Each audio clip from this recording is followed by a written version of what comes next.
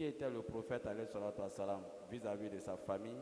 Quels sont les enseignements que nous, communautés, aujourd'hui, nous pouvons tirer de cette personnalité exceptionnelle? Vous avez la parole pour nous instruire en quelques minutes, Inch'Allah. Bismillah.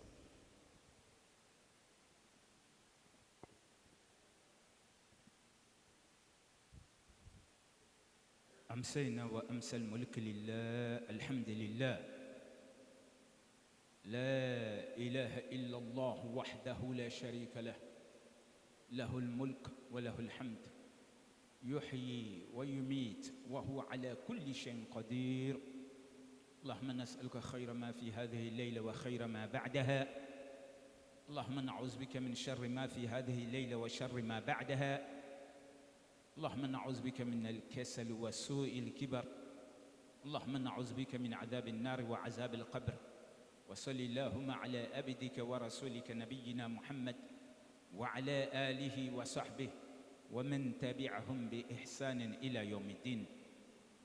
Chers frères et sœurs, assalamu alaikum wa rahmatullahi ta'ala wa barakatuh. Qu'Allah subhanahu wa ta'ala fasse de cette assise un moyen pour nous pour bénéficier de l'intercession du prophète sallallahu alayhi wa sallam le jour de la résurrection, parce qu'il va nous dire majtama' qawmun fi baytin min buyutillah yatluna kitab Allah aw yatadarasunahu fima baynahum illa nazalat alayhim as-sakinah wa ghashiyatuhum ar-rahmah wa haffatuhum al-malaika wa dhakarahum Allah fi man 'inda. Le prophète il va nous dire sallallahu alayhi wa sallam, chaque fois que des croyants vont se rassembler quelque part pour réviser le livre de Dieu, alors Dieu leur accorde 4 privilèges. Le premier, Allah subhanahu wa ta'ala, il fait descendre sa quiétude. Lorsque vous profitez de la quiétude de Dieu, wallahi, vous vous suffisez avec ce que Dieu vous a accordé et vous n'êtes plus ébranlé. Rien ne peut vous ébranler quand Dieu vous donne sa quiétude. Mais ici, on dit, Dieu l'accorde à ceux qui auront l'habitude d'aller dans une maison, que ce soit la maison de Dieu, comme nous sommes assis ici, ou bien chez vous même à la maison, vous faites venir quelqu'un pour réviser le livre. Ça peut être apprendre la lecture du Coran ou même écouter un prêche comme nous sommes en train de faire. Lorsqu'on le fait, Dieu nous accorde sa quiétude. En deuxième lieu, il vous accorde sa miséricorde. Quand Dieu vous accorde sa miséricorde, ça veut dire qu'il va vous donner son paradis. Donc, il ne donne pas sa miséricorde à celui qui n'aime pas. Lorsque vous acceptez de venir écouter un prêche, une conférence qui parle de Dieu, alors Dieu vous accorde sa miséricorde.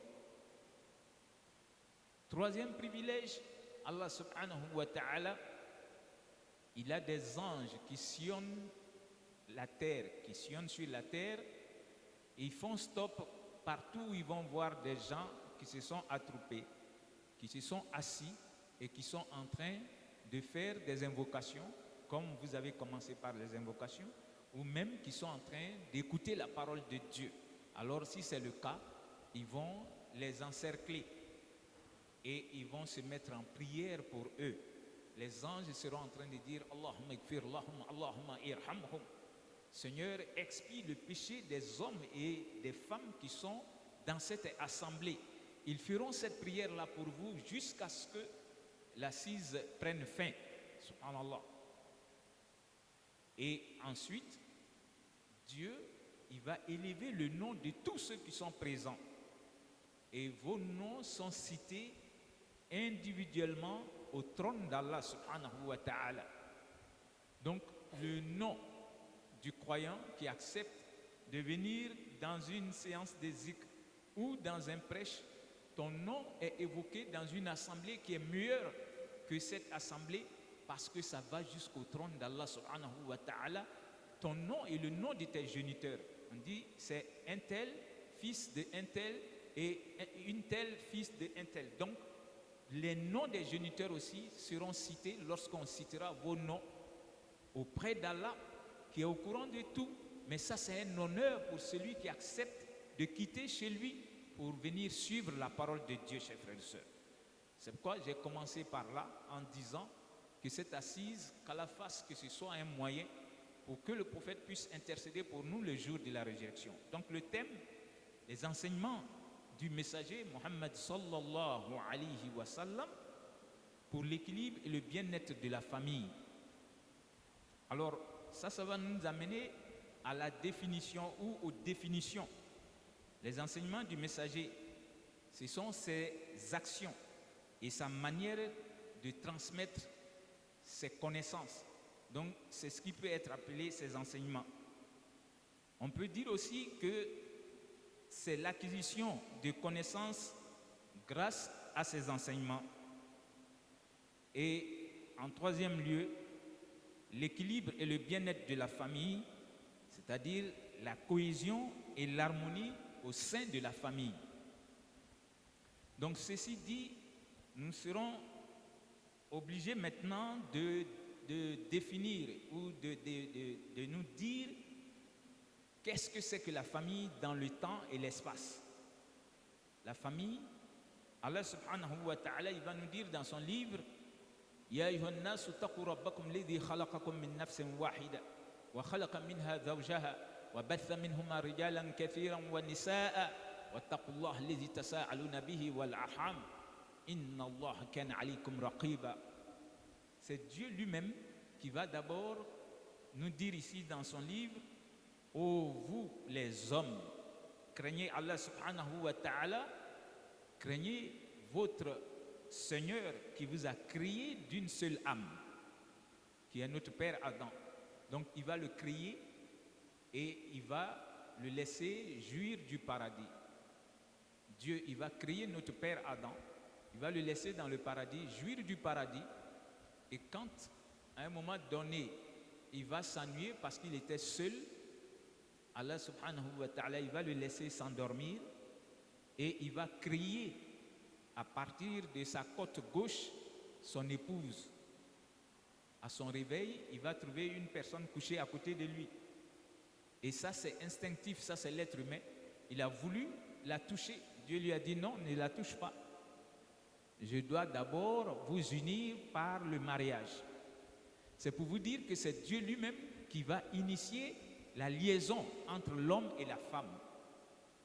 Et donc, c'est Dieu qui va unir notre père Adam et son épouse qui va créer à partir de lui-même. Pour dire que la femme qui va accepter d'aller vivre avec son mari, vous devez comprendre que vous êtes tous d'Adam et que ta femme est quelque part ta sœur. Donc Allah subhanahu wa ta'ala, pour cette raison, si tu peux avoir pitié de ta sœur, tu dois avoir pitié de la femme qui va accepter de venir bâtir une famille avec toi. Alors, accepter de se marier, c'est adorer Dieu par le mariage. Donc, le mariage en islam est un acte d'adoration d'Allah subhanahu wa ta'ala.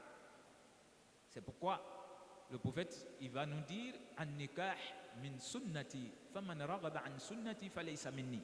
Le prophète Mohammed sallallahu alayhi wa sallam, il va nous dire le mariage entre l'homme et la femme est ma tradition. Et c'est la tradition de tous les messagers de Dieu. Tous les messagers d'Allah subhanahu wa ta'ala se sont mariés. Même Isa, quand il va descendre, il va se marier, il va vivre 40 ans avant de mourir.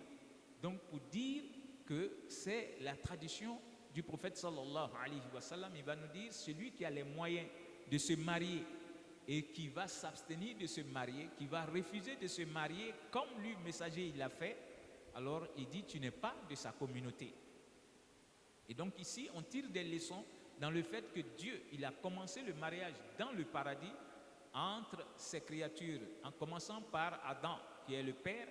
Il va créer sa femme de sa côte et il va les unir par le mariage. Et à la suite de tout ça, ils vont se retrouver sur terre ici. Alors, il faut déduire des leçons de ce premier point, qui est la famille dans l'espace et le temps. Dieu a voulu dans un premier temps qu'on comprenne que l'homme et la femme, lorsque vous vous mariez et que vous le faites pour plaire à Dieu, votre place après votre mort, c'est que vous devez retourner où votre père et votre mère, qui étaient notre père Adam et Ève, où ceux-ci ont commencé la vie. Dieu voudrait qu'on vienne vivre dans cette vie de dunya et qu'on retourne pour entrer dans notre maison qui est le paradis, chers frères et sœurs. Donc, Allah a voulu qu'eux, ils transitent par le paradis afin que sur terre ici, ils soient témoins oculaires. Ils ont vu le paradis, ils savent que c'est la réalité et ils doivent venir adorer Allah subhanahu wa ta'ala. Ils ont été créés pour adorer Dieu et quand ils vont finir avec cette vie de dunya, il y aura une autre vie transitoire qui va se passer dans la tombe et c'est à la suite de cela qu'il y aura un jugement et ils vont se retrouver dans le paradis s'ils se sont bien comportés dans cette vie de dunya. Et donc pour qu'on se comporte bien dans cette vie de dunya, on a besoin de l'assistance de quelqu'un qui va recevoir le message de Dieu, qui est doté de tous les bons caractères. C'est lui qui doit être notre modèle. Et si on le suit, alors on ne va jamais s'égarer. C'est celui-là qui est appelé le messager d'Allah subhanahu wa ta'ala, le prophète Mohammed sallallahu alayhi wa sallam. Donc il est modèle pour nous qui sommes de sa communauté, comme tous les messagers qui l'ont précédé étaient des modèles pour ceux qui étaient leurs contemporains. Alors pour arriver à Dieu, il faut forcément suivre les messagers de Dieu. Si tu veux plaire à Dieu, Dieu le dit, Qul in kuntum tuhibbuna Allah fattabi'uni yuhibbukum Allah wa yaghfir lakum dhunubakum wallahu ghafurur rahim. Dis-leur Mohamed, si vous voulez plaire à Dieu, alors imitez-moi, suivez-moi. Ainsi, Dieu, il va vous aimer et il vous expiera tous vos péchés si vous acceptez de me suivre. Car il est le Dieu qui est miséricordieux, pardonneur. Alors, pour dire que le mariage, il ne peut se passer qu'entre un homme et une femme. C'est ce que Dieu nous démontre, puisque c'est lui qui l'a initié. Et il a voulu que ces messagers viennent aussi nous montrer. On n'a jamais vu qu'eux, ils ont pris une autre espèce pour se marier. C'est toujours entre hommes et femmes, le mariage. Allah subhanahu wa ta'ala, il l'a fait pour que l'être humain, il n'accepte pas de suivre la voie de Satan. Parce que Dieu, quand il nous a créés, le prophète va nous donner cette information, Dieu va nous allouer un Satan. Nous tous, nous avons un Satan qui nous a été alloué par Dieu. Et donc, il va t'inciter souvent au mal. Tu ne dois pas céder. Donc, Allah subhanahu wa ta'ala nous amène à maîtriser notre instinct et à suivre le prophète sallallahu alayhi wa sallam. Donc, c'est pour dire que pour avoir une bonne famille, il y a des conditions qu'il faut remplir. Ainsi, Allah vous aidera à établir une bonne famille. Donc, on va trouver que le prophète sallallahu alayhi wa sallam, il va mettre des critères de choix. Pour fonder une famille, le prophète avait des critères. Alors, il va nous dire dans ce hadith, Iza atakum man tardawnahu dinahu wa amanatahu fazawijuhu illa takun fitnatun fil ard aw fasadun arid. Le prophète sallallahu alayhi wa sallam, il va dire, lorsque quelqu'un se présente à vous, il veut se marier à votre fille, à votre sœur, alors femme aussi, lorsqu'un homme se présente, il veut se marier à vous, alors le prophète dit, s'il se présente à vous celui qui vous a plu par sa moralité religieuse et sa vertu. Donc voilà les critères. La moralité, c'est-à-dire la religiosité de la personne t'a plu. Quelqu'un qui vient, il veut se marier à vous, il faut avoir la même conception de Dieu. Parce que c'est un acte d'adoration de Dieu que vous allez poser, qu'est le mariage.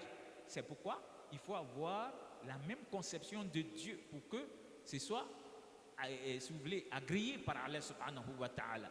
Et donc quelqu'un peut se présenter, il est musulman, mais il peut être doté de mauvais caractère. Alors celui-là, le prophète te dit, il faut faire attention, tu n'accepteras pas tout de suite, parce qu'il est doté de mauvais caractère. Donc il faut avoir l'islam comme religion et ensuite être doté de bon caractère pour qu'on essaye d'aller un peu plus loin pour voir si on peut se marier avec cette personne. Donc si ces deux critères sont réunis, vous allez voir ici que le prophète n'a pas parlé d'argent. Il n'a pas dit qu'il faut qu'il soit nanti, il faut qu'il soit riche. Il dit quand quelqu'un se présente, vous êtes d'accord que c'est un bon musulman, doté de bon caractère, le prophète vous encourage à aller avec la personne. Mais on ne va pas directement. Qu'est-ce qu'on doit faire ensuite? Alors, il faut faire la consultation de Dieu lui-même, qui nous demande qu'on doit se marier. Il faut consulter Dieu. Et ça se fait comment? C'est ce qui est appelé le stikhara. Et c'est ce que d'autres vont faire d'une manière erronée de nos jours. On va voir les prestidigitateurs, ou on va voir des jeteurs de courrier, ou on va voir des gens qui savent faire des signes sur un tableau et qui vont décrire que ça marche ou ça ne marche pas. C'est pour vous dire que le prophète sallallahu alayhi wa sallam, il faisait asseoir ses disciples et il leur apprenait comment consulter Dieu. En tant que croyants, nous tous, on doit l'apprendre. Donc le prophète, il va faire asseoir ses disciples et leur dire tout ce qui vous concerne dans votre vie. Pour entreprendre cela, ne vous précipitez pas. Adressez-vous à votre Seigneur Dieu. C'est lui qui peut vous aider à choisir. Donc, je m'en vais lire qu'est-ce que le prophète disait. Et on n'est pas obligé de connaître cette prière en arabe. C'est ce qui est important. Ce n'est pas obligé que vous le dites en arabe. Vous pouvez réciter cette prière-là dans votre langue que vous maîtrisez mieux. Mais le prophète sallallahu alayhi wa sallam, il va dire Allahumma inni astakhiruka bi'ilmik wa astakdiruka bi kudratik wa as'aluka min fadlika al-azim fa innaka taqdir wa la aqdir wa ta'lam wa la a'lam wa anta 'allamul ghuyub Allahumma in kunta ta'lam. Et tu vas t'arrêter à ce niveau. Anna zawaj, tu vas dire le nom de la femme que tu veux marier ou le nom de l'homme que tu veux marier. Khayrun li fi dini wa ma'ashi wa aqibati amri faqdirhu li wa yassirhu li thumma barik li fihi. Allahumma wa in kunta ta'lam anna zawaji ma'a Ahmad aw Aisha sharrun li fi dini wa ma'ashi wa aqibati amri fasrifhu anni wasrifni anhu waqdir li al khayra haythu kana thumma ardini bih. Qu'est-ce que ça signifie? Seigneur, je viens te consulter.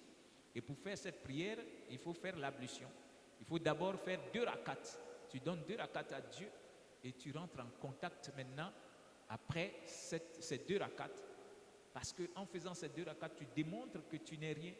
Tu ne connais pas ce qui est caché. Et que c'est Allah subhanahu wa ta'ala qui peut t'assister. C'est pourquoi, quand tu as fini avec ces 2 rakats, couché dans ton lit, tu vas continuer cette prière-là en disant Seigneur, je viens te consulter parce que tu es celui qui connaît l'apparent et le caché. Seigneur, je te consulte parce que moi je suis faible et toi tu es puissant, tu es omniscient.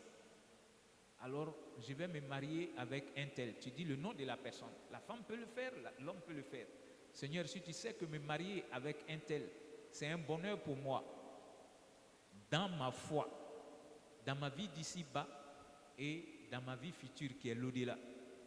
Si tu sais que c'est un bonheur pour moi, en me mariant à celui-là ou à celle-là, ma foi ne prendra pas un coup néfaste.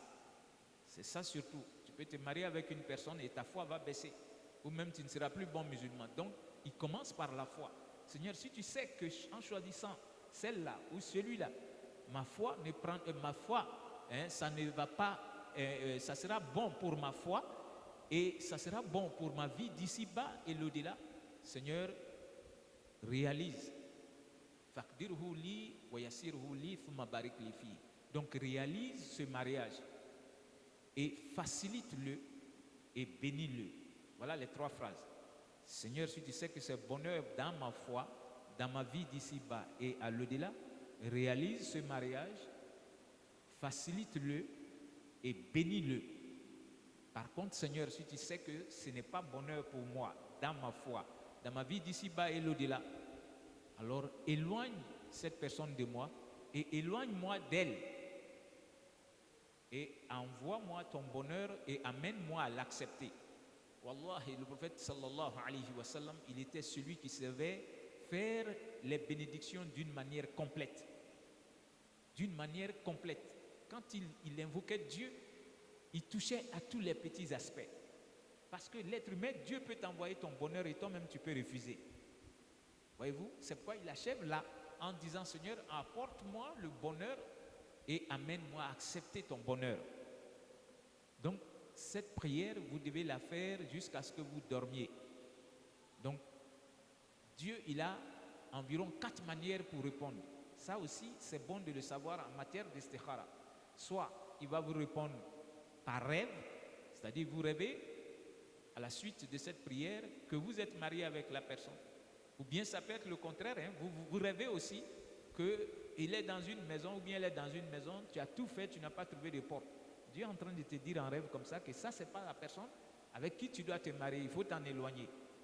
Donc, Dieu peut répondre par rêve, Dieu peut répondre par inspiration, qui est que ton cœur va s'attacher à la personne. Et tu verras que tout va comme sur des roulettes. Chaque fois, c'est-à-dire les tractations des familles, tout ça, ça se passe tellement bien. Alors ça, tu ne rêveras pas, parce qu'il y a des gens qui ne rêvent pas. C'est bon de le savoir. Il y a des gens, quand ils dorment, automatiquement, ils commencent à faire des rêves. Il y a des gens, toute l'année, ils ne voient rien. Vous êtes d'accord avec moi? Il y a des gens comme ça. Donc, on n'est pas obligé de voir forcément le résultat en rêve. Ça peut être en rêve, comme ça peut être par inspiration d'Allah subhanahu wa ta'ala, ton cœur s'attache. Ou bien, comme tu as dit, si ce n'est pas bon, que Dieu éloigne la personne, ben, par inspiration aussi, tu verras que ton cœur commence à détester la chose. Tu commences à détester la personne. Ça veut dire que Dieu est en train de te parler à partir de l'inspiration. Ou bien Dieu va te répondre dans c'est-à-dire tes investigations. Tu vas aller toi aussi demander. Ça peut se faire. Tu demandes à 3, 4 personnes. Je veux me marier avec un tel. Qu'est-ce que tu connais de la personne? Alors, tu as vu à poser la question à 4 sortes de personnes. Et sur les 4, il y a 3 qui vont te dire vraiment c'est quelqu'un de bien, moi je le connais, j'ai déjà fait beaucoup de choses avec lui, c'est quelqu'un de bien. Alors sur 3, disons sur 4, il y a 3 qui te disent que tu peux aller, mais c'est Dieu qui est en train de parler comme ça. Il fait parler ses créatures pour te situer. Par contre, si sur les 4, il y a 3 qui vont te dire ah attention, ne te marie pas avec celui-là, ou ne te marie pas avec celle-là. C'est Dieu aussi qui est en train d'amener les gens à te situer. Toi, tu n'as pas vu quelque chose en rêve. Alors, ton cœur n'a rien dit, mais quand tu as fait parler les créatures de Dieu, la majorité t'a dit, ne t'engage pas. En ce moment-là, il ne faut pas t'engager. Parce que si tu t'engages, tu risques de pleurer. Ou bien, Dieu, il peut répondre aussi par le fait que le concerné te dit, moi, je m'en vais. Voilà, je ne suis pas fait pour Abidjan, il faut que moi, je parte en France, ou bien je m'en vais aux États-Unis. Il commence à plier ses bagages, il veut partir. Toi, tu ne vas pas dire non, il faut partir, je vais t'attendre. Non, laisse-le partir. Ça, ce n'est pas ton mari. Toi-même, tu as dit que si ce n'est pas ton mari, que Dieu l'éloigne de toi et que tu sois éloigné de lui. Ou bien c'est toi-même qui viens, tu as une opportunité, tu t'en vas. Et bien, c'est que celui qui reste ici, là, peut-être, ce n'est plus ton mari. Donc, Dieu peut l'éloigner comme il peut t'éloigner parce que c'est ce que tu as demandé dans ton istikhara. Alors, c'est possible que quelqu'un d'autre puisse t'aider. Mais il serait mieux que nous-mêmes, on ne se minimise pas, que nous-mêmes, on rentre en prière avec Dieu. C'est ce que beaucoup de gens ne veulent pas faire aujourd'hui. On veut que ce soit d'autres qui le fassent à notre place. Alors que toi-même, tu peux parler à ton Seigneur. Au lieu d'aller voir un jeteur de courrier qui va aller mentir à ta maman, souvent c'est ce que les jeunes font. Est-ce que tu as fait le cigare? Maman dit que c'est bon. Ta maman a fait le cigare. Non, elle est allée voir quelqu'un à Tekoubé qui a dit. Bon, donc le musulman, ce n'est pas seulement le mariage. Toute chose importante de ta vie, il faut que toi-même tu consultes Allah subhanahu wa ta'ala par le truchement d'istikhara. Alors, c'est tellement important. En 4e lieu, pour qu'il y ait une bonne famille, lorsque l'istikhara vous a situé, le prophète sallallahu alayhi wa sallam, il va vous demander maintenant de vous engager. On vient devant l'imam et les musulmans, le mariage est scellé. Mais quand c'est fait, le prophète sallallahu alayhi wa sallam, il avait une tradition. Dans la nuit des noces, le prophète a une tradition que beaucoup de croyants ignorent. Beaucoup de croyants ignorent cela. Dans le temps là-bas, quand on se mariait, le soir on vient danser le balan, c'est-à-dire que, ou bien on vient danser son djagba, et puis bon, quand c'est fini. Non, non, non, non, ça c'est pas la tradition du prophète.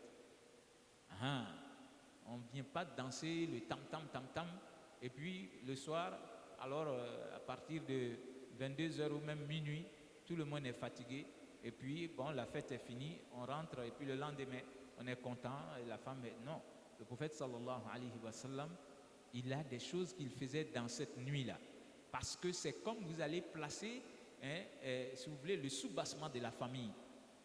Et donc, en tant que croyant, il faut que toi, tu saches qu'est-ce que le prophète faisait dans cette nuit. Lorsqu'il fait venir une nouvelle femme dans sa maison, et vous allez commencer une vie. Donc, pour qu'il y ait la tranquillité dans la famille, il y a des choses qu'il ne faut pas ignorer. Alors, lorsqu'on vient mettre la femme dans la maison, l'homme qui vient entrer, il doit saluer en disant « Assalamu alaikum wa rahmatullah ». Et la femme répond « Wa alaikum salam wa rahmatullah ». Wallah, il ne faut pas négliger cette salutation.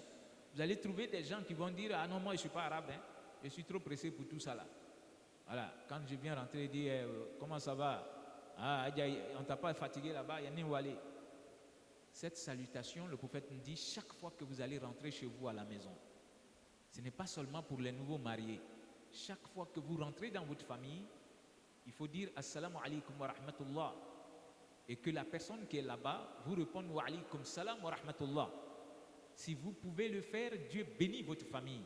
Dieu met la baraka dans la famille parce que vous avez pu saluer avec cette salutation. Elle est bénie de Dieu. Salam qawlam min rabbir rahim. Cette salutation vient de Dieu. Quand il a créé notre père Adam aussi, alors il va lui dire, après avoir fini d'insuffler l'âme dans son corps, il va lui dire lève-toi et va saluer les anges. Dis-leur assalamu alaikum wa rahmatullah et écoute leur réponse. Ça sera ta salutation et la salutation de ta descendance. Et donc chaque fois que tu peux dire à un frère ou à une sœur assalamu alaikum wa rahmatullah, le prophète nous dit Dieu construit une maison pour toi dans le paradis. Et quand la personne répond wa alaikum salam wa rahmatullah wa barakatuh, la personne a 30 récompenses divines. Donc pour commencer ta famille, il faut que vous appreniez cela. C'est pourquoi nous avons demandé au recteur que c'est des choses qu'il faut apprendre à ceux qui veulent se marier chez nous ici. Par la grâce de Dieu, depuis 6 ans, on le fait. Donc, quand tu rentres dans la chambre, en tant que l'homme marié, tu viens trouver ta femme, toi tu dois saluer en disant Assalamu alaikum wa rahmatullah et elle va répondre Wa alaikum salam wa rahmatullah wa barakatuh. Ainsi, Dieu bénit votre famille. La première bénédiction, il ne faut pas la négliger.